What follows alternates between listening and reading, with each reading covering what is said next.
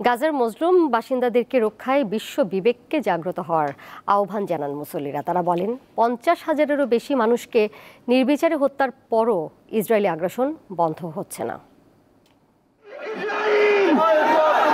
ফিলিস্তিনের গাজায় ইসরায়েলি গণহত্যা ও নৃশংসতার ঘটনায় কয়েকদিন ধরেই বাংলাদেশে তীব্র প্রতিবাদ হচ্ছে। এরই অংশ হিসেবে শুক্রবার জুমার নামাজ শেষে রাজধানীর বায়তুল মোকাররম জাতীয় মসজিদের উত্তর গেটে বিক্ষোভের আয়োজন করেন মুসল্লিরা। এ সময় তারা ইসরায়েলের বিরুদ্ধে নানা স্লোগান দেন।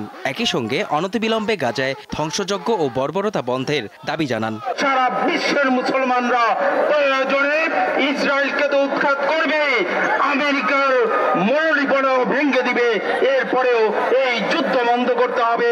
সারা পৃথিবীর বিজয় চ্যালেঞ্জ সৃষ্টি হচ্ছে, এই চ্যালেঞ্জের মাধ্যমে ইসরায়েল রাষ্ট্রকে আমরা পৃথিবীর মঞ্চে উৎখাত করব ইনশাআল্লাহ। গাজায় ইসরায়েলের হামলাকে মানবতা বিরোধী অপরাধ উল্লেখ করে এর বিচার দাবি করেন মুসল্লিরা। আমরা কি করতে পারি? আমরা আমাদের সেই ফিলিস্তিনের ভাইদের প্রতি সংহতি জানিয়েতে রাজপথে নেমেছি, আহ্বান করছি অতি দ্রুত যুদ্ধ বন্ধ করুন, ফিলিস্তিনকে স্বাধীন হিসেবে রাষ্ট্র ঘোষণা করুন। একই সাথে বাংলাদেশে যে সকল ইসরায়েলি ব্যবসা করছেন অনতিবিলম্বে আপনাদের ব্যবসা গুটিয়ে ফেলুন। বিকেলে রাজধানীর কাকরাইলে গাজায় ইসরায়েলি বর্বরতার প্রতিবাদে বিক্ষোভ সমাবেশ করে জাতীয় পার্টি। দলটির চেয়ারম্যান দ্রুত এই হামলা বন্ধের দাবি জানান। ফুলের মতো নিষ্পাপ শিশু তাদেরকে যেভাবে হত্যা করা হচ্ছে টার্গেট করে, এটা বিশ্ব বিবেক কিভাবে মেনে নিতে পারে? আমরা কি মানুষ নাকি পশু হয়ে গেছি? সবাই আমাদের কি মনুষ্যত্ব চলে গেছে? আমাদের দাঁড়াতে হবে তাদের পাশে, তাদের সমস্ত ন্যায্য দাবির প্রতি আমাদের সমর্থন থাকবে।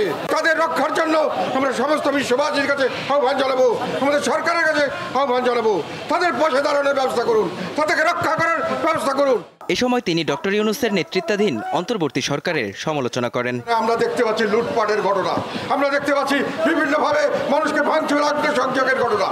এগুলো করে কিছু মানুষ তাদের ক্ষমতা প্রদর্শন করছেন এবং বাকি মানুষকে ভয় দেখাতে যাচ্ছেন। আমরা এই ভয় ভীতিকে পরোয়া করি না। গাজায় ইসরায়েলি বর্বরতার প্রতিবাদে রবিবার সারা দেশে বিক্ষোভ কর্মসূচির ঘোষণা দেন জাতীয় পার্টির চেয়ারম্যান। আগামী রবিবার সারা দেশ। মেহেদী হাসান, দীপ্ত সংবাদ, ঢাকা।